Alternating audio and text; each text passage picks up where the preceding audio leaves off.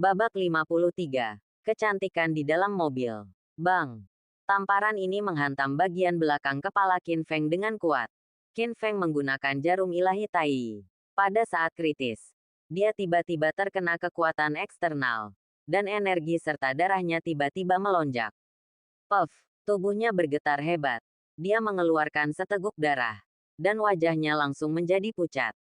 Hahaha, melihat adegan ini, Qin Tianxiang tertawa terbahak-bahak. Kamu berpura-pura menjadi dokter seperti apa? Sekarang pasiennya sudah sembuh. Kamu malah muntah darah. Kamu pantas mendapatkannya. Gelar. Saat ini, ambulans 120 bergegas dan berhenti di depan pintu gerbang komunitas. Bagus. Kakek selamat. Gadis berambut panjang itu melambai putus asa ke arah ambulans seolah dia melihat sedotan penyelamat.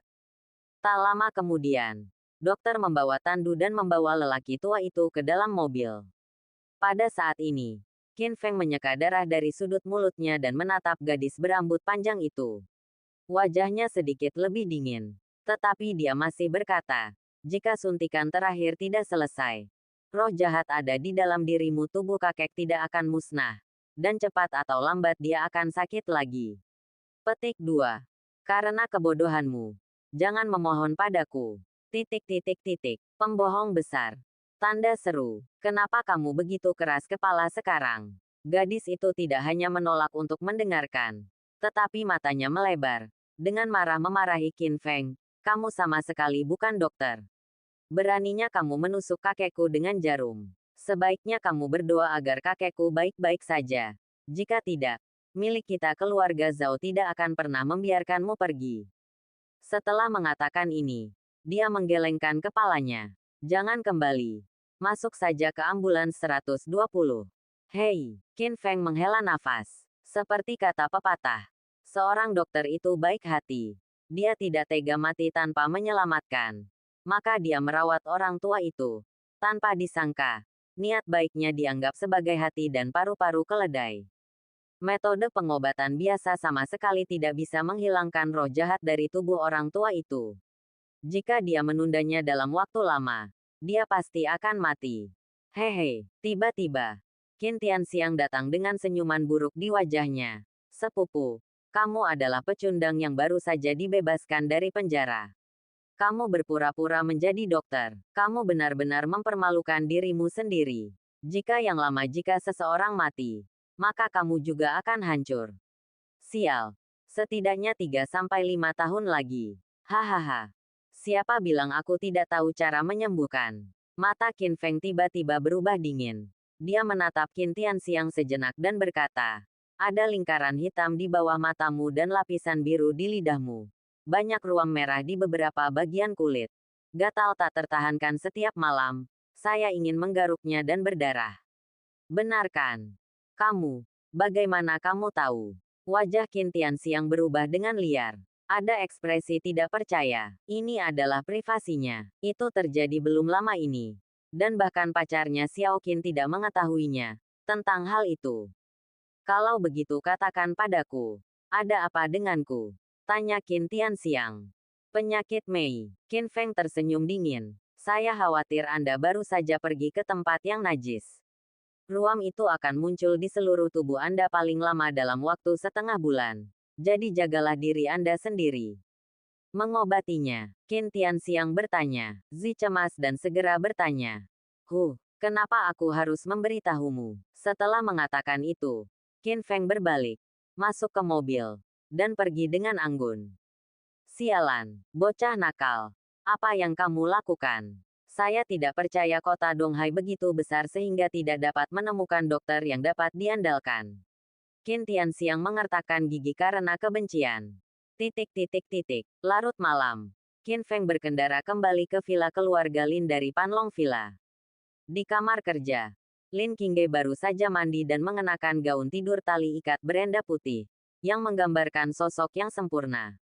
Di tempat yang seharusnya kurus, di tempat yang montok, ia seperti buah persik yang matang dan kedap air, menunggu dipilih. Qin Feng, kamu kembali. Lin Qingge tersenyum dan jelas dalam suasana hati yang baik. Di satu sisi, mengusir sepupu Lin Qiang keluar dari perusahaan memecahkan momok. Di sisi lain, Qin Feng membantu keluarga Lin mengenal sosok penting kepala kota Li. Ini adalah kesempatan sekali seumur hidup. Ngomong-ngomong, Qin Feng, minggu depan adalah ulang tahun nenekku yang ke-80. Jadi kamu bisa ikut denganku untuk menghadirinya. Lin. Qingge berpikir sejenak dan menambahkan, sebagai tunanganku. Petik 2. Sedikit. Saat dia mengatakan ini, itu berarti dia mengenali dirinya sendiri. Dan hubungan keduanya mengambil langkah lebih jauh. Satu hal lagi, atas nama ayahku, aku ingin mengirim hadiah untuk nenek. Aku belum memutuskan apa yang akan kuberikan, kata Lin Qingge lagi. Apa kesukaan wanita tua itu? Tanya Qin Feng. Di hari kerja, nenek suka makan cepat dan melafalkan nama Buddha. Tapi tahun lalu saya sudah memberikan giok Buddha. Jika saya memberikannya kepada Anda tahun ini, itu akan sama. Percaya pada agama Buddha. Lalu saya punya ide. Qingge, pernahkah Anda mendengar tentang Guru Xuanku? Tanya Qin Feng. Tentu saja, Guru Xuanku adalah biksu suci paling terkenal saat ini. Dengan pengikut yang tak terhitung jumlahnya. Nenek saya pernah melakukan perjalanan ribuan mil ke kuil Baima Zen hanya untuk mendengarkan ceramah Guru Xuanku. Sayangnya, terlalu banyak orang yang mengantri. Saya belum bertemu Guru Xuanku selama 3 hari 3 malam. Tetapi apa maksud Anda dengan tiba-tiba menyebut Guru Xuanku? Lin Qingge menatapnya dengan mata yang indah. Haha. Qin Feng tersenyum misterius dan melepaskannya. Qingge, jangan khawatir. Serahkan saja hadiah itu padaku. Oke. Aku akan mempercayaimu sekali. Meskipun dia tidak mengira Qin Feng akan mengenal biksu suci legendaris. Qin Feng telah menciptakan keajaiban sebelumnya dan tidak pernah mengecewakannya, yang memberinya sedikit harapan lagi. Qingge, jika hadiah yang kuberikan memuaskan wanita tua itu, bisakah kamu setuju untuk membiarkanku tidur di tempat tidur? Qin Feng bertanya dengan berani. Lin Qingge tersipu, tapi tidak langsung menolak. Sebaliknya, dia ragu-ragu. Kalau begitu, tunggu sampai kamu bisa melakukannya. Selamat malam.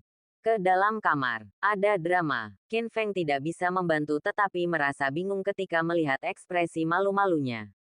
Jika dia bisa bersinar di pesta ulang tahun, maka hubungannya dengan Lin Qingge akan mengambil langkah lebih jauh. Dan itu adalah hal yang pasti. Keesokan paginya, Qin Feng hendak keluar untuk menyiapkan hadiah untuk wanita tua itu. Ding ding ding. Tiba-tiba, Ning Qingsui memanggil. Qin Feng, keluarlah. Aku di depan pintu rumah Qingge. Setelah mendengar ini, Qin Feng segera keluar. Hari ini, Ning Qingsui tidak mengendarai Maybach anti peluru, tetapi dengan Ferrari merah konvertibel. Selain itu, dia mengenakan gaun merah. Kulitnya putih, cantik dan cerah. Sungguh gambaran seorang wanita cantik yang mengenakan mobil. Gudong. Bahkan Qin Feng tidak bisa menelan ludahnya dan diam-diam berkata, "Peri," di dalam hatinya. Pria tampan. Masuk ke dalam mobil. Ning Qingsui mengaitkan jarinya ke arahnya. Qin Feng terbatuk. Memaksa dirinya untuk tenang. Masuk ke dalam mobil dan bertanya, "Qingsui, datanglah kepadaku pagi-pagi sekali. Ada apa? Kenapa? Aku tidak bisa datang kepadamu ketika aku punya tidak ada hubungannya. Apakah kamu sangat keras kepala? Apakah kamu membenciku?"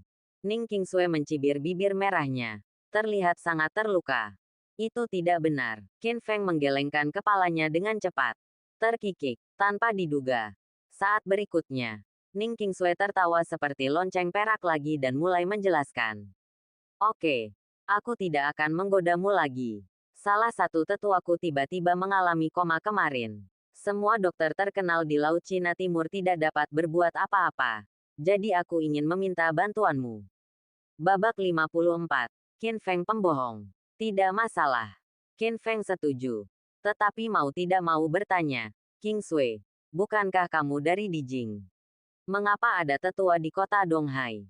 Ning Qingsui menjelaskan. Penatua ini, bernama Zhao Qiankun adalah wakilnya Presiden Asosiasi Pengumpulan Daxia dan sosok yang kuat. Dia adalah teman dekat kakek saya. Setelah pensiun, dia kembali ke kampung halamannya di kota Donghai untuk menetap. Itu dia. Qin Feng langsung mengerti. Tanpa penundaan lebih lanjut. Ayo segera berangkat. Tapi kebetulan sekali. Tuan Zhao juga tinggal di Panlong Villa dan merupakan tetangga Anda.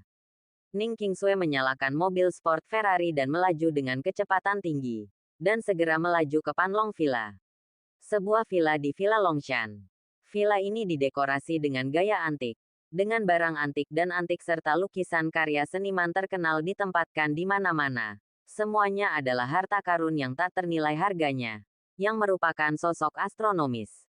Dia memang seorang taipan koleksi. Ning Qingsui akrab dengan jalan itu dan membawa Qin Feng ke sebuah ruangan di lantai 2.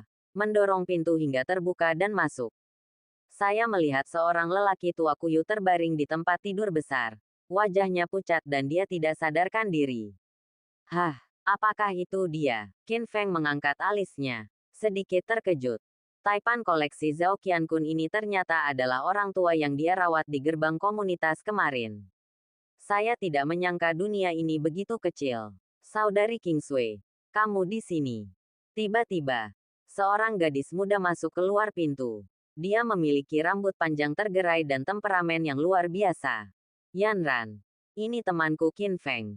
Dia memiliki keterampilan medis yang luar biasa. Selama dia adalah Qin Feng, dia pasti bisa menyembuhkan kakekmu. Ning Qingsui berinisiatif untuk memperkenalkannya. Dokter terkenal mana yang begitu kuat? Zhao Yanran menoleh untuk melihat ke arah Qin Feng. Dan kemudian pupil matanya tiba-tiba menyusut. Dengan ekspresi cemberut di wajahnya. Dan dia dengan marah berteriak, pembohong besar. Kamu hampir membunuh kakekku kemarin. Dan sekarang kamu berani datang ke sini. Mendengar omelannya, Ning Qingsui mengerutkan kening dan bertanya, Yanran, apakah ada kesalahpahaman? Namun, Zhao Yanran menunjuk ke arah Qin Feng dan mengertakkan giginya. King Sister Sue, bajingan ini sangat berani sehingga dia menusuk kakekku dengan jarum perak kemarin untuk mendapatkan 5 juta biaya pengobatan. Kemudian saya mengetahui bahwa dia sama sekali bukan seorang dokter. Dan dia bahkan pernah dipenjara. Zhao Yanran berkata dengan nada buruk. Seolah dia akan menyelidikinya.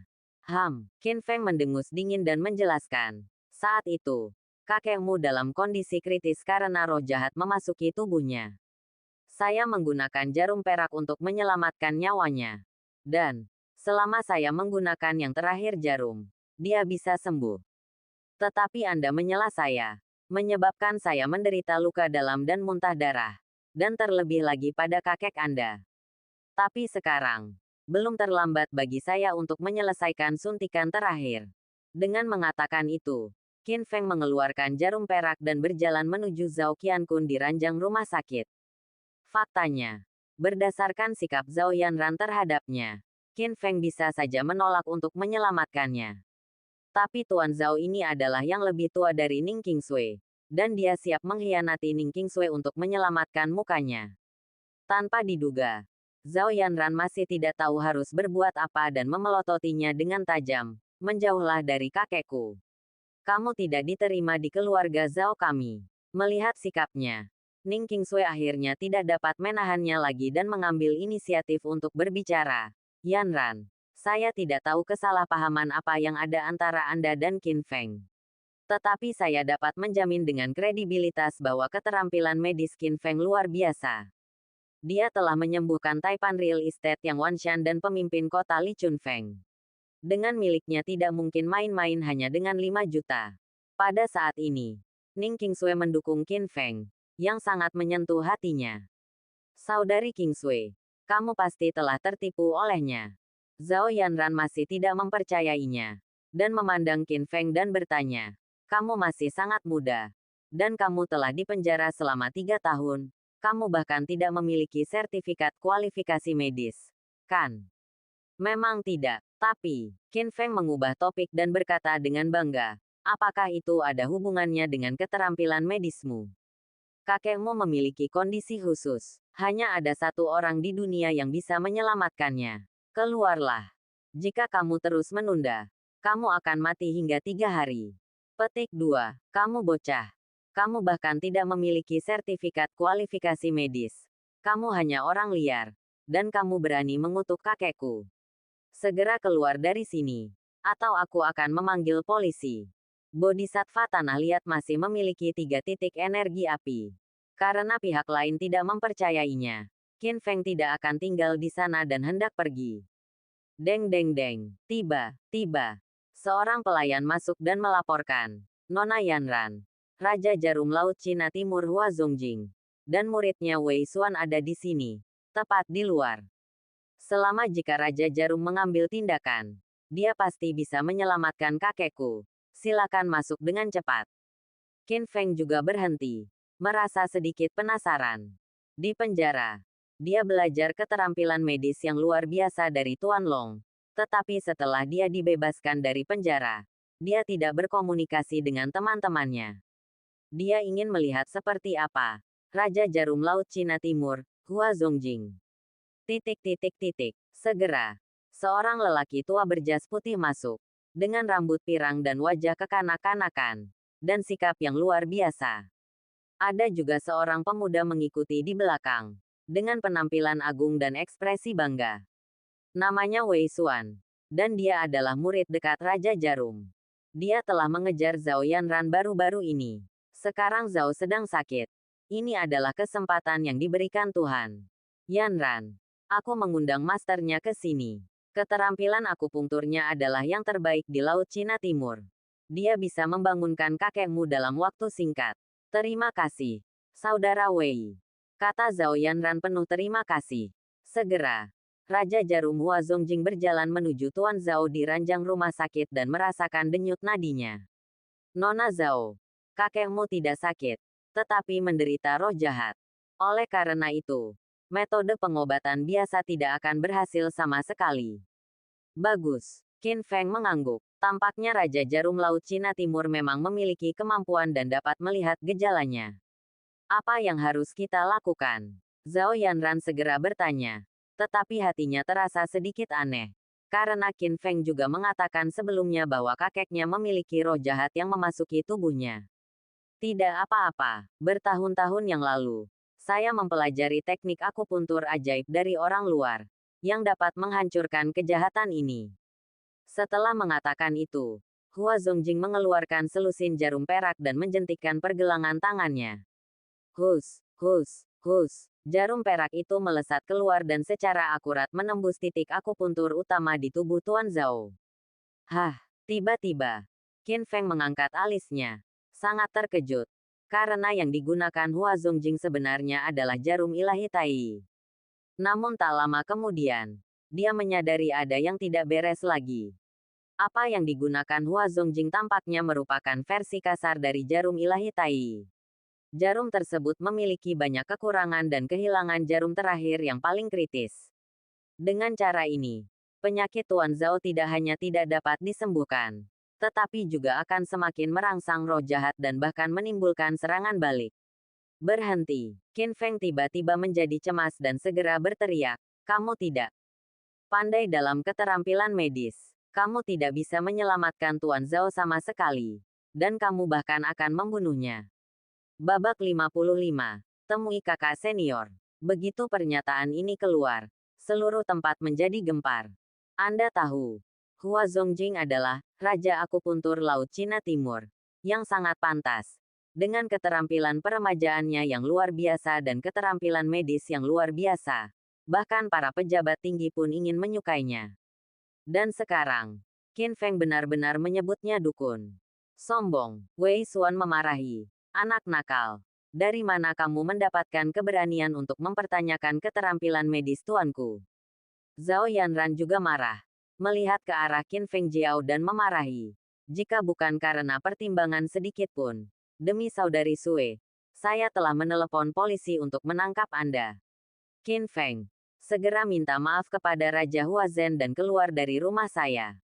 Namun, Qin Feng tetap tenang dan berkata dengan tenang, apa yang saya katakan adalah kebenaran. Mengapa Anda ingin meminta maaf? Saya tidak menyangka bahwa yang disebut Raja Jarum Laut Cina Timur adalah orang yang tidak memiliki reputasi. Sungguh mengecewakan. Tanda seru. Raja Jarum Hua Zongjing juga marah, menatap Qin Feng dengan mata menyala-nyala. Saya belajar kedokteran ketika saya berusia 16 tahun. Selama bertahun-tahun, Saya telah bepergian ke seluruh negeri dan merawat banyak pasien. Banyak di antaranya menderita penyakit yang sulit dan rumit. Bertahun-tahun yang lalu, saya mengikuti orang luar dan mempelajari tai akupuntur ajaib. Dia begitu sempurna sehingga dia dikenal sebagai Raja Akupuntur Laut Cina Timur.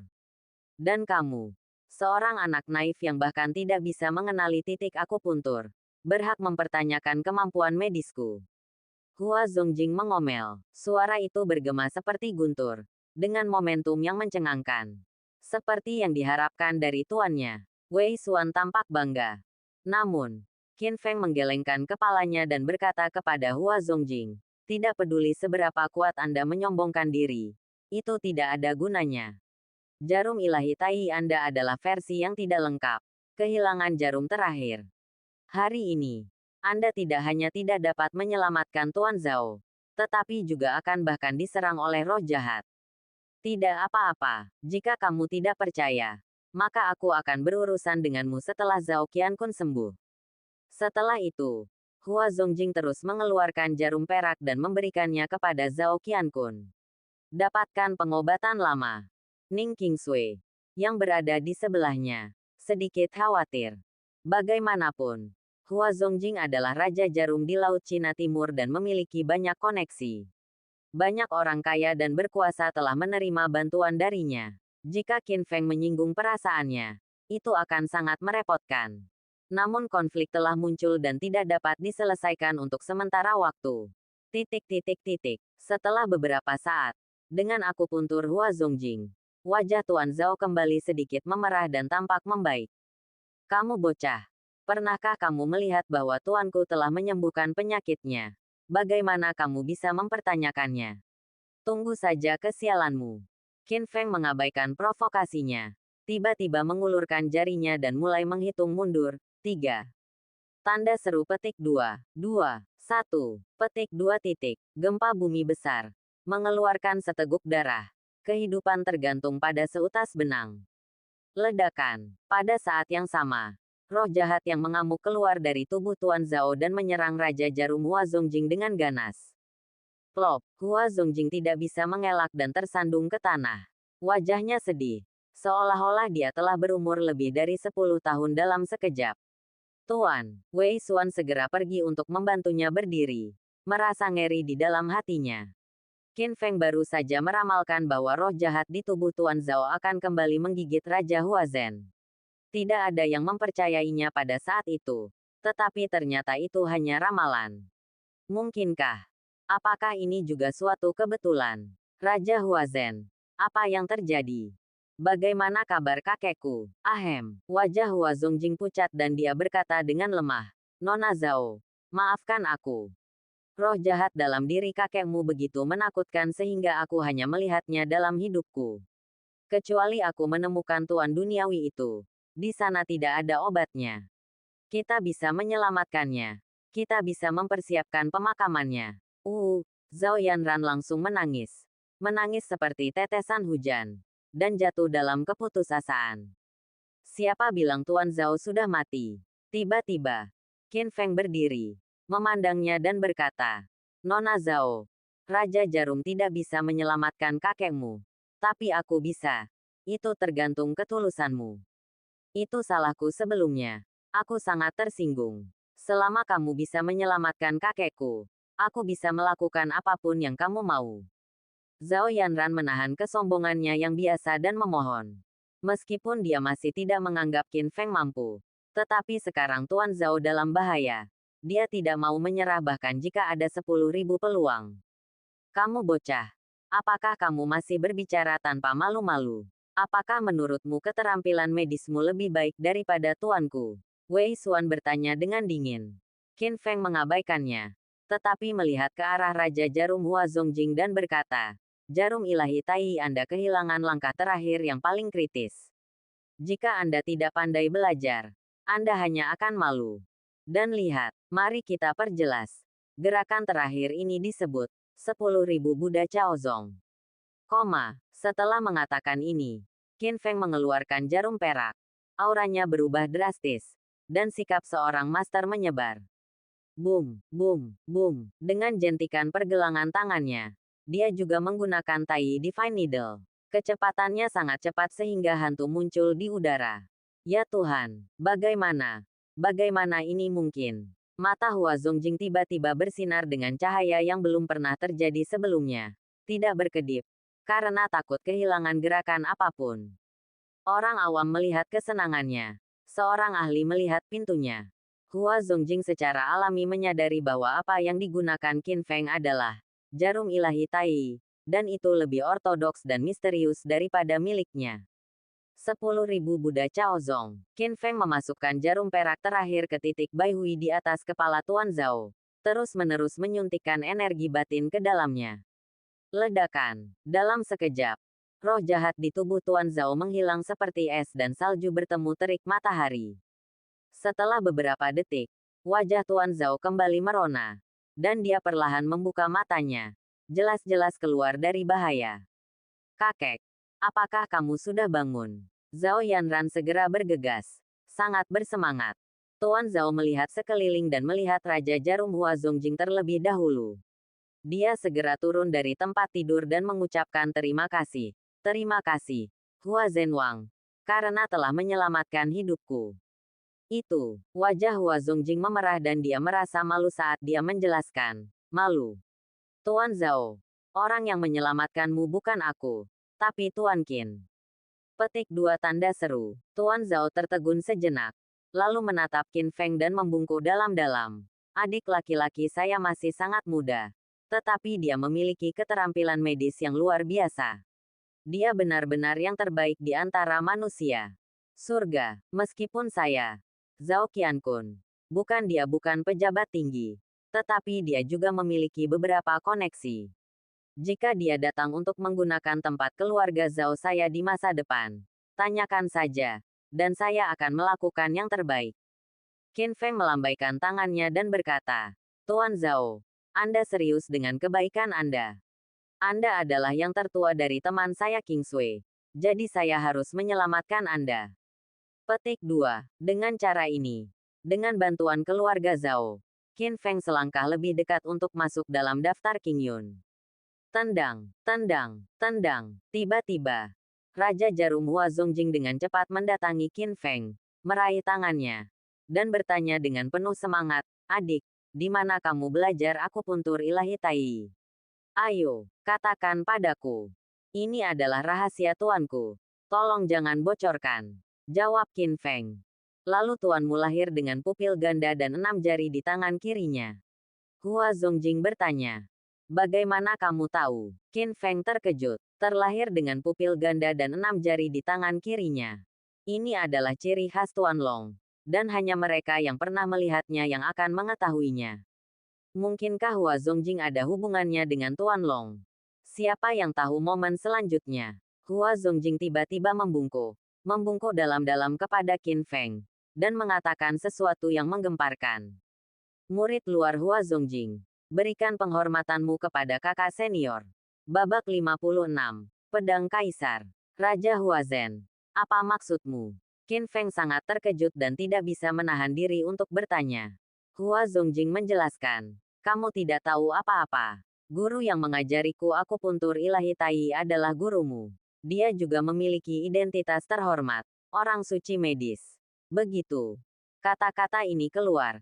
Seluruh penonton terkejut. Zhao Qiankun, Zhao Yanran, Wei Xuan, Ning Qingsui dan lainnya semuanya menunjukkan ekspresi tidak percaya. Suci medis. Itu adalah eksistensi legendaris dalam komunitas medis Daxia. Dia telah berkeliling dunia, membantu dunia dengan menggantung pot, dan menyelamatkan rakyat jelata. Sangat disayangkan bahwa sage medis menghilang secara misterius lebih dari 10 tahun yang lalu. Saya tidak menyangka Qin Feng menjadi penerus sage medis. Pada saat ini, bahkan Qin Feng sangat terkejut. Sebelumnya, dia hanya tahu bahwa Tuan Long adalah penguasa gerbang naga, dan dia diberi perintah Raja Naga untuk memimpin ribuan elit. Tanpa diduga, Tuan Long juga memiliki identitas menonjol lainnya. Dia sebenarnya adalah seorang suci medis. Raja Huazhen. Meskipun demikian, Anda memulainya sebelum saya. Mengapa Anda memanggil saya kakak senior? Qin Feng bertanya lagi. Saya malu untuk mengatakan itu. Hua Zongjing tersipu dan menjelaskan. Saat itu, saya belajar di bawah bimbingan sage medis. Tetapi sayangnya kualifikasi saya membosankan dan saya tidak pernah bisa mempelajari langkah terakhir dari akupuntur ilahi Tai. Sage medis. Yang mulia hanya menerima saya sebagai murid luar. Selama bertahun-tahun, saya tidak berani menyebut nama sage medis. Karena takut mempermalukan muridnya. Qin Feng mengangguk dan berkata, baiklah, oke, Raja Huazhen. Anda dan saya berhubungan. Jika saya punya waktu di masa depan, saya bisa mengajari Anda jahitan terakhir. Anda. Petik 2. Hua Zongjing sangat gembira. Lalu melambai kepada Wei Xuan dan berkata, murid, kemarilah. Saya telah melihat paman seniormu. Setelah mendengar ini, wajah Wei Xuan tiba-tiba menjadi jelek. Hari ini, dia membawa Raja Huazhen ke sini karena dia ingin membuat heboh dan memenangkan hati Zhao Yanran. Akibatnya, banyak hal berubah di luar dugaannya. Dia tidak hanya tidak mendapatkan apa yang diinginkannya, tetapi dia juga mendapatkan magang tambahan tanpa alasan. Namun, sulit untuk tidak mematuhi perintah guru. Sampai jumpa, temui pamanku. Akhirnya, Wei Xuan melangkah maju dan menyapa Qin Feng dengan ragu-ragu. Ingat, ada surga di luar dunia. Dan ada orang di luar dunia. Sekalipun tuanmu adalah Raja Jarum di Laut Cina Timur, ada dunia yang lebih luas di luar Laut Cina Timur. Di masa depan, kamu harus tetap menjaganya. Rendah hati, kata Qin Feng dengan nada seorang penatua. Ya, Wei Xuan sedih. Seperti ayam jago yang kalah. Tidak lagi sombong seperti sebelumnya. Pada saat ini, Qin Feng menoleh untuk melihat ke arah Tuan Zhao lagi dan bertanya, Tuan Zhao, energi jahat dalam diri Anda begitu kuat sehingga jarang terjadi di dunia. Apa yang telah Anda lakukan baru-baru ini hingga terkontaminasi dengan energi jahat seperti itu? Tuan Zhao merenung sejenak, menjelaskan, Tuan Qin, seperti ini. Saya biasanya suka mengoleksi. Dan saya juga kenal banyak teman dari Lao Jiumen yang melakukan perampokan makam dan berburu harta karun. Beberapa saat sebelumnya, seorang teman mengatakan bahwa dia menemukan seorang kaisar kuno. Ling, ambillah beberapa harta karun darinya dan mintalah aku untuk melihatnya. Ada pedang kuno di antara mereka, yang seharusnya berasal dari dinasti Han. Ini sangat istimewa. Badan pedang ditutupi dengan patina. Saya menghabiskan 100 juta yuan untuk membelinya. Bersihkan siang dan malam. Kalau dipikir, pasti ada yang salah dengan pedang kuno itu. Penjelasan ini, Qin Feng mengerutkan kening. Benda berbahaya seperti itu tidak boleh disimpan di rumah. Bawa saya melihatnya. Mungkin itu bisa mengatasi roh jahat. Terima kasih, Tuan Qin. Cara memimpin Qin Feng dan rombongannya ke rumah harta karun keluarga Zhao. Ada banyak sekali barang antik yang mempesona di mana-mana, dengan nilai yang tak ternilai. Dilihat dari kejauhan, di tengahnya, ada pedang panjang yang diletakkan di rak senjata. Badan pedang seluruhnya ditutupi patina hijau tua, dan pola spesifiknya tidak dapat terlihat dengan jelas. Kiang, Qin Feng melangkah maju, menjentikkan pedang dengan jarinya, dan percikan api keluar, membuat suara emas dan besi berbenturan. Dan gerakan ini sepertinya membuat marah pedang kuno itu. Boom! Pedang itu tiba-tiba meletus dengan energi jahat yang luar biasa. Membentuk-bentuk naga di udara. Memperlihatkan gigi dan cakarnya. Dan bergegas menuju Qin Feng. Ah! Apa ini? Saudaraku. Hati-hati. Semua orang yang hadir belum pernah melihat pemandangan seperti itu sebelumnya. Qin Feng. Lari. Ning Qingsui bahkan lebih mengkhawatirkan keselamatannya. Beraninya seekor naga jahat membuat masalah di depanku. Hancurkan untukku. Qin Feng menggigit ujung jarinya. Dan dengan esensi dan darah maskulin murni, dia menunjuk ke arah naga jahat yang berubah menjadi roh jahat. Dalam beberapa tarikan napas, energi jahat yang luar biasa hancur dan menghilang. Melihat pemandangan ini, semua orang yang hadir membuka mata lebar-lebar, seolah sangat terkejut. Hei, keterampilan yang diajarkan oleh Tuan Long benar-benar luar biasa. Qin Feng diam-diam senang, dan kemudian melihat pedang kuno itu. Pada saat ini, patina pada pedang kuno itu jatuh satu demi satu, memperlihatkan tampilan aslinya. Badan pedang disulam dengan pola dan dihiasi dengan manik. Manik berwarna-warni dan batu giok 9 bunga. Memiliki cahaya dingin dan bilahnya seperti es dan salju.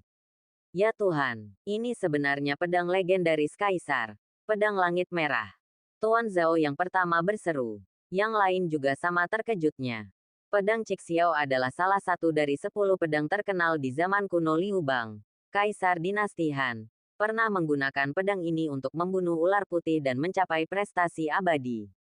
Tapi pedang ini telah hilang selama bertahun-tahun. Dan saya tidak menyangka akan terlihat lagi di sini. Energi pedang membentang 30.000 mil. Dan cahaya satu pedang sedingin 19 benua. Qin Feng memegang pedang Cixiao di tangannya dan mulai mengayunkannya. Anggun seperti naga yang berenang. Seperti raksasa yang terkejut. Akhirnya, dia menyuntikkan energi batin sang master ke dalamnya. Hoa, cahaya pedang merah menyala. Meninggalkan bekas pedang sepanjang beberapa kaki di dinding. Dengan kekuatan tak terbatas. Pedang yang tiada taranya. Qin Feng tidak bisa tidak mengaguminya. Dan ketika dia menari dengan pedang, dia terlihat seperti pendekar pedang yang tak tertandingi. Dengan temperamen yang tak tertandingi. Jauh lebih baik daripada sedikit daging segar di industri hiburan. Untuk sesaat, Ning Qingsui dan Zhao Yanran sama-sama terpesona olehnya. Mata indah mereka dipenuhi cahaya dan hati mereka bergetar. Pedang diberikan kepada seorang pahlawan. Tuan Qin, pedang ini diberikan kepadamu. Pedang ini adalah senjata penting negara. Pedang ini terlalu berharga dan saya tidak bisa menerimanya. Qin Feng menolak dengan sopan. Tidak, Tuan Zhao menggelengkan kepalanya. Tuan Qin, Anda telah menyelesaikan roh jahat pedang langit merah dan membawanya kembali ke terang hari. Ini takdir. Anda adalah tuan terbaiknya. Petik 2 titik. Terima kasih banyak, Tuan Zhao. Ini sudah larut. Saya permisi dulu. Qin Feng sangat gembira. Dia tidak mengharapkan keuntungan sebesar itu dari perjalanan ke keluarga Zhao ini.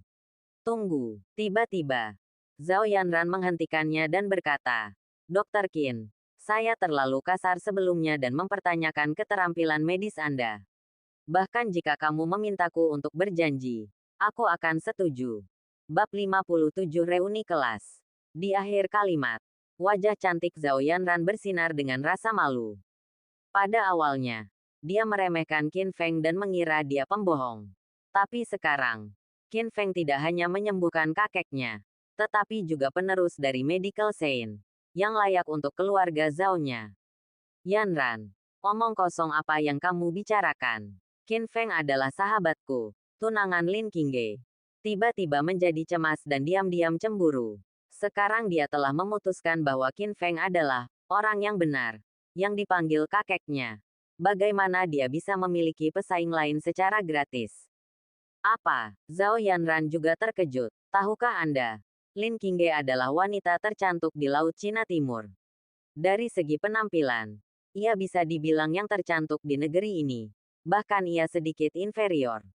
Nona Zhao, kata Qin Feng saat ini, saya menyelamatkan kakekmu bukan untuk hadiah, tetapi hanya untuk membuktikan bahwa saya bukan pembohong. Selain itu, Tuan Zhao sekarang telah memberi saya pedang Scarlet Xiao. Hadiah ini sangat berharga, tidak perlu yang lain. Oke, Zhao Yanran sedikit kecewa. Dan tiba-tiba teringat sesuatu. Ngomong-ngomong, ini ulang tahunku bulan depan. Dan aku akan mengadakan pesta kalau begitu kamu datang. Tidak masalah. Qin Feng mengangguk dan mengucapkan selamat tinggal kepada Tuan Zhao, Hua Zongjing dan yang lainnya. Lalu pergi bersama Ning Qingsui. Di dalam villa, hei, Tuan Zhao tiba-tiba menghela nafas dan berkata dengan emosi, Tuan Qin benar-benar jenius. Yanran, meskipun pelamar di sekitarmu termasuk banyak anak dari keluarga bangsawan, gabungan mereka semua tidak sebaik Tuan Qin. Sayang sekali, dia sudah memiliki tunangan. Setelah mendengar ini, Zhao Yanran bertanya dengan rasa ingin tahu, kakek, bagaimana dia bisa begitu kuat hanya karena dia adalah murid sage medis? Tidak, Tuan Zhao menggelengkan kepalanya dan menjelaskan. Tidak hanya karena keterampilan medisnya, dia juga telah diakui oleh pedang langit merah. Ini adalah pedang kaisar. Hanya kaisar yang dapat memegangnya. Tanda seru. Naga yang tidak aktif. Tidak akan butuh waktu lama. Kamu bisa terbang ke langit. Bahkan keluarga Zhao akan mengagumimu. Yanran, kamu harus merencanakan ulang tahunmu dengan baik bulan depan dan mencoba memenangkan hati Tuan Qin. Keesokan, harinya adalah akhir pekan. Qin Feng tidak pergi bekerja di Lin Group, tetapi datang ke Panlong Villa untuk mengunjungi adik perempuannya Qin Ruoxi. Di bawah perawatannya yang cermat, tubuh Qin Ruoxi telah pulih sepenuhnya dan dia akan segera dapat kembali ke kehidupan kampus. Ding ding ding. Tiba-tiba, telepon berdering, dan suara manis teman sekelas lama Jiang Mengyao terdengar. Qin Feng, reuni kelas dijadwalkan pukul 6 malam ini. Aku akan mengantarmu menjemputmu. Di mana kamu tinggal? Setelah mendengar ini, Qin Feng teringat bahwa dia mengatakan bahwa pengawas Liu Yi yang telah menguntitnya. Jadi biarkan dia menjadi tameng. Kalau begitu pergi ke pintu Panlong Villa, kata Qin Feng. Apa? Jiang Mengyao terkejut di ujung telepon. Bagaimanapun, Panlong Villa adalah kawasan villa paling mewah di kota Donghai, dan penghuninya kaya atau mahal. Tapi kemudian dia berpikir, mungkin Qin Feng bekerja paruh waktu sebagai penjaga keamanan di Panlong Villa. Jadi dia tidak bertanya lagi. Setengah jam kemudian, Jiang Mengyao mengendarai mobil domestik senilai lebih dari 100.000 yuan ke gerbang komunitas. Hari ini, dia berdandan secara khusus. Dia mengenakan gaun sifon putih yang menggambarkan sosok anggunnya. Wajahnya yang halus dicat dengan warna merah jambu dan putih. Dan dia mengenakan kalung di lehernya, yang menarik perhatian. Wow, Panlong Villa adalah kawasan hunian mewah teratas di Laut Cina Timur. Ini pertama kalinya saya ke sini. Dikatakan bahwa bulan lalu, sebuah rumah senilai 80 juta terjual. Saya ingin tahu apakah saya akan memiliki kesempatan untuk melihatnya dalam hidup ini. Petik 2. Ini mudah. Qin Feng berkata sambil tersenyum. Saya membeli gedung itu. Jika Anda ingin berkunjung, silakan kapan saja. Mendengar ini, Jiang Mengyao tertegun sejenak, dan butuh beberapa detik sebelum dia mulai tertawa. Hahaha. Qin Feng, aku tidak menyangka kamu menjadi begitu lucu setelah tidak bertemu satu sama lain selama beberapa tahun. Lebih baik tetap low profile. Kalau tidak kamu akan dikritik. Semua orang tertawa. Qin Feng mengerutkan kening, mengetahui bahwa dia tidak mempercayainya. Tetapi dia tidak menjelaskan terlalu banyak. Dan berkata, Mengyao, sudah terlambat. Ayo kita pergi. Tunggu. Tiba-tiba, Jiang Mengyao mengeluarkan tangannya. Sebuah sapu tangan yang dibuat dengan indah diserahkan kepadanya. Qin Feng, sebelum saya berada di grup Lin, saya hampir diperkosa oleh Lin Qiang. Terima kasih. Ini adalah hadiah terima kasih untukmu. Saya menyulamnya sendiri. Jangan menyukainya. Petik 2. Tentu saja saya tidak akan menyukainya. Saya sangat menyukai hadiah ini. Halus. Tapi dia sebenarnya gadis yang pintar. Titik. Segera, Jiang Mengyao menyalakan mobil dan melaju ke depan. Akhirnya tiba di Dinasti Hotel. Hah, reuni kelas diadakan di sini. Qin Feng mengangkat alisnya, sedikit terkejut. Baiklah, Jiang Mengyao menjelaskan. Ini adalah hotel bintang 5 paling mewah di kota Donghai. Dikatakan bahwa ini adalah milik keluarga Lin yang kaya. Kami orang biasa tidak mampu membelinya. Yi yang menjadi kaya akhir-akhir ini dan ingin pamer. Jadi dia akan membayar konsumsi malam ini. Dan kita bisa makan besar. Ngomong-ngomong, ini pasti pertama kalinya kamu ke Dinasti Hotel, kan? Menghadapi ini pertanyaan, Qin Feng tertawa. Awalnya ayah mertuanya Lin Guotao langsung memberikan hotel ini kepadanya sebagai mahar untuk putrinya Lin Qingge. Namun, Qin Feng hanya meminjamnya selama sebulan dan mengembalikan hotel setelah menamparkan wajah Qin Tianxiang. Meski begitu, para eksekutif senior hotel tetap mengetahui identitasnya dan menghormatinya. Ding ding ding. Tiba-tiba, ponsel Qin Feng berdering lagi. Kali ini Taipan Real Estate yang Wanshan telah merawatnya sebelumnya. Dan dia memberinya akta tanah senilai 500 juta di Gunung Xishan. Tuan Yang, ada apa? Tanya Qin Feng. Tuan Qin, ada masalah yang sangat penting yang tidak dapat dijelaskan dengan jelas melalui telepon. Apakah ini nyaman bagi Anda sekarang? Bisakah kita melakukan wawancara? Yang Wanshan berkata dengan nada mendesak. Saya di Dinasti Hotel. Bersiap untuk menghadiri reuni kelas. Jawab Qin Feng. Oke. Kalau begitu aku akan datang mencarimu. Sampai jumpa lagi. Yang Wanshan buru-buru menutup telepon. Qin Feng menjadi penasaran di dalam hatinya. Bertanya-tanya apa yang bisa membuat Taipan Real Estate ini begitu panik. Beberapa menit kemudian, di ruang pribadi di lantai 3 hotel, lebih dari 20 siswa telah tiba, mengobrol bersama dalam kelompok kecil. Deng deng deng, Qin Feng dan Jiang Mengyao masuk, dan kedatangan mereka langsung menarik perhatian penonton. Aduh, Taipan Hua Jiang, lama tidak bertemu. Kamu cantik lagi. Tapi kenapa kamu di sini bersama Qin Feng?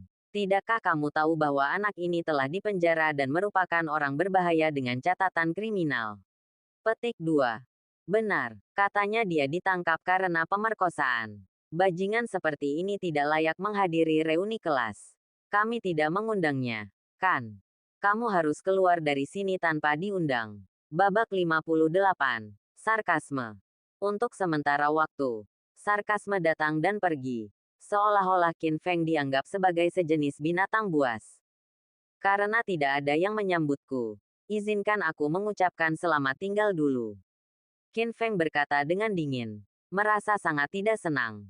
Faktanya, jika Jiang Mengyao tidak berinisiatif mengundangnya, dia tidak akan datang ke reuni kelas ini. Di sisi lain, Yang Wanshan datang untuk mendiskusikan sesuatu yang mendesak dengannya. Dan dia tidak repot-repot menjelaskan apapun dalam perjalanan ke sini. Siapa yang tahu momen selanjutnya? Jiang Mengyao berdiri, memandang semua orang dan berkata, Qin Feng adalah temanku. Dia dijebak ketika dia di penjara. Bagaimana kamu bisa mengatakan itu? Jika kamu ingin mengusirnya, maka aku akan pergi juga. Dia meraih tangan Qin Feng dan memberi isyarat untuk meninggalkan kotak itu. Langkah ini sedikit menggerakkan Qin Feng.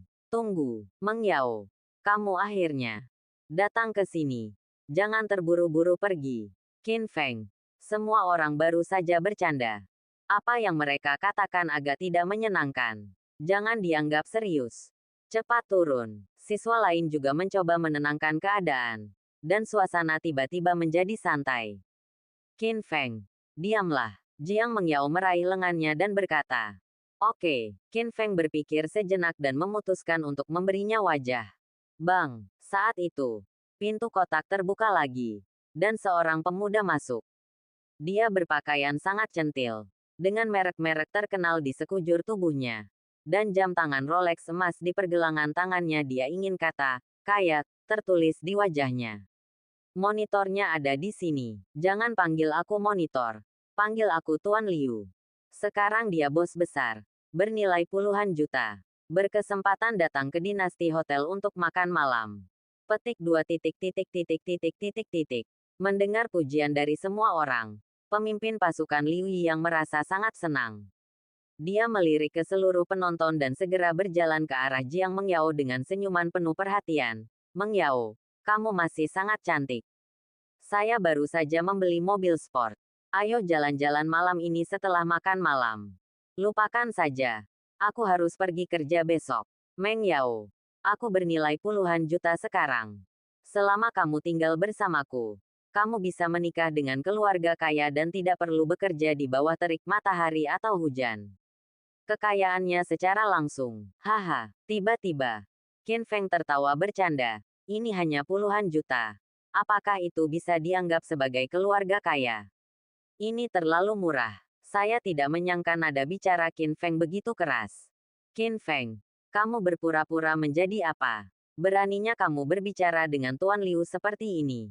Tanda seru. Petik 2. Seorang pria kurus bergegas keluar dan berteriak keras. Namanya Sun Wei. Pengikut Liu Yang. Yang sering menyanjungnya. Sun Wei. Jangan panggil dia Qin Feng. Kamu harus memanggilnya Tuan Qin.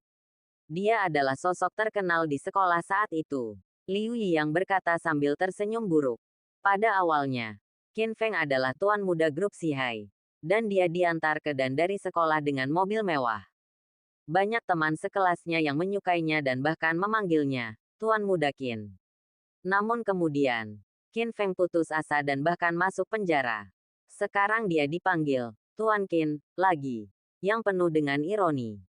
Tuan Qin, reuni kelas hari ini juga merupakan perayaan pembebasan Anda dari penjara setelah menjalani hukuman.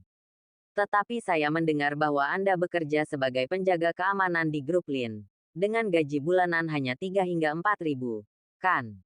Kebetulan saya kekurangan sopir. Bagaimana kalau Anda ikut dengan saya? Saya akan memberi Anda gaji bulanan sebesar 8.000. Dan saya tidak akan pernah memperlakukan Anda dengan buruk. Liu Yi yang jelas bertanya tentang Qin Feng. Dan sekarang dia mengatakan ini hanya untuk dengan sengaja meremehkan Qin Feng untuk mempromosikan dirinya. Pada saat ini, Qin Feng melihat wajah jelek pihak lain di matanya dan mencibir di dalam hatinya. Pada hari kerja, orang-orang yang berteman dengannya semuanya adalah orang-orang penting, seperti pemimpin kota Li Chunfeng, Taipan Real Estate Yang Wanshan, Taipan Kolektor Tuan Zhao. Karakter kecil seperti Liu Yi yang seperti semut, dan dia bahkan tidak repot-repot menginjaknya. Tapi Qin Feng tidak peduli. Tapi Jiang Mengyao di sebelahnya sangat marah dan segera berbicara mewakilinya. Emas selalu bersinar, Liu Yiyang. Beritamu terlalu ketinggalan zaman. Tanda seru. Sekarang, Qin Feng telah dihargai oleh bosnya dan telah menjadi manajer departemen proyek perusahaan. Dengan gaji tahunan jutaan. Tanda seru. Liu Yiyang terkejut saat mendengar ini. Dia tidak mengharapkan perubahan seperti itu. Benar, seorang teman sekelas di sebelahnya sepertinya memikirkan sesuatu dan bertanya. Qin Feng, Presiden Lin Group tempatmu bekerja adalah Lin Qingge, wanita tercantik di Laut Cina Timur. Dikatakan demikian dia memiliki wajah yang cantik dan negara yang indah. Dia lebih cantik dari bintang besar di TV itu cantik. Pernahkah kamu melihatnya? Tentu saja, Qin Feng mengangguk. Saya melihatnya tidak hanya setiap hari, tetapi juga setiap hari malam. Mendengar ini, banyak siswa yang hadir berteriak. Lucu sekali sampai saya merasa Qin Feng berbicara omong kosong. Saya khawatir dia memimpikannya Lin Qingge karena mimpinya di malam hari. Dan Liu Yi yang berbicara lagi. Saat ini, jika Anda ingin mencari pasangan, Anda tidak bisa hanya memiliki pekerjaan. Anda juga harus memiliki rumah. Jika tidak, Anda tidak akan bisa lulus ujian menjadi seorang ibu, mertua. Bulan lalu, saya membeli flat seluas 200 meter persegi. Qin Feng, Anda baru saja dibebaskan dari penjara. Anda masih harus menyewa rumah sekarang, kan? Menghadapi provokasi, Qin Feng menjawab dengan tenang. Saya juga membeli rumah di Panlong Villa. Begitu dia selesai berbicara, ada keheningan di dalam kotak. Semua orang memiliki ekspresi yang luar biasa, seolah-olah mereka tidak dapat mempercayai telinga mereka. Setelah beberapa detik, Liu Yi yang tiba-tiba tertawa. Hahaha, Qin Feng, meskipun Anda sedang membual, setidaknya Anda harus realistis. Panlong Villa adalah komunitas paling mewah di kota Donghai. Sebuah villa berharga bahkan tidak mampu membayar puluhan juta. Kamu baru saja keluar dari penjara. Kamu tidak punya cukup uang untuk merampok bank. Ada rasa jijik tanpa malu-malu yang tersirat. Mata Sun Wei juga berbinar. Dan dia sepertinya menangkap sesuatu. Pacarku Xiao Wen bekerja sebagai penjual di Panlong Villa. Dan dia akan segera datang. Qin Feng, jika kamu benar-benar penduduk Panlong Villa, kalau begitu Xiao Wen pasti mengenalmu. Mari kita tunggu dan lihat apa kebenarannya. Untuk beberapa saat, siswa lain juga menyombongkan diri. Sepertinya mereka sedang menonton pertunjukan yang bagus. Mereka semua merasa bahwa Qin Feng sedang membual. Dan ketika Xiao Wen datang, rahasianya akan terungkap. Namun, jantung Jiang Mengyao berdebar kencang. Dia baru saja melihat dengan matanya sendiri Qin Feng keluar dari Panlong Villa. Mungkinkah, dia benar-benar bertemu dengan suami penyu emas? Ngomong-ngomong, Liu Yi yang berkata lagi, Sun Wei, konon bangunan senilai 80 juta di Panlong Villa telah terjual bulan lalu. Benarkah? Itu benar. Saya mendengarnya dari Xiao Wen. Dia adalah orang yang menerima pembeli misterius pada waktu itu. Pembeli misterius itu masih sangat muda dan tidak memiliki pinjaman sama sekali. Dia hanya membayar 80 juta tunai. Dia sangat kaya. Bahkan jika kita bekerja keras sepanjang hidup kita, kita tidak akan mampu untuk menyusulnya. Sun Wei berkata dengan jelas dan penuh kegembiraan. Hei, Liu Yi yang menghela nafas. Total kekayaan bersih saya hanya beberapa puluh juta. Membeli rumah senilai 80 juta seperti membeli bahan makanan. Saya tidak tahu apakah saya akan memiliki kesempatan untuk bertemu orang itu di masa depan. Orang kaya misterius. Siswa lain yang hadir juga tampak penuh kerinduan. Tiba-tiba, sudut mulut Qin Feng terangkat sedikit. Membentuk senyuman misterius. Jangan repot-repot. Kamu sudah melihatnya sekarang. Apa maksudmu? Liu Yi yang bertanya. Karena, Qin Feng berhenti dan mengatakan sesuatu yang mengejutkan seluruh penonton. Saya adalah pemilik gedung itu.